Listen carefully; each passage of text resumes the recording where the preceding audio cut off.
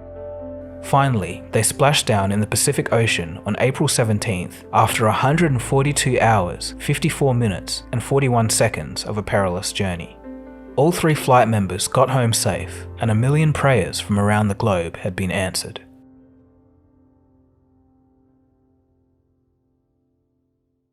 The Apollo 13 Accident Review Board investigated the disaster and later identified the reason being a short circuit. It was discovered that when fuel tank number 1 was modified to be fitted in the Apollo 13 spaceflight, the voltage to the heaters in the oxygen tanks were raised from 28 volts to 65 volts DC. Unfortunately, the thermostatic switches on the heaters weren't modified to suit the change. The final test on the launch pad damaged the Teflon insulation on the tank, leading to the risk of a short circuit, which in turn caused the explosion. The command module is now kept in the Kansas Cosmosphere and Space Center in Kansas, while the lunar module is believed to have burned up in the Earth's atmosphere. The 3 crew members didn't get a chance to land on the moon again, but mission commander James Lovell became the first person to travel to the moon twice.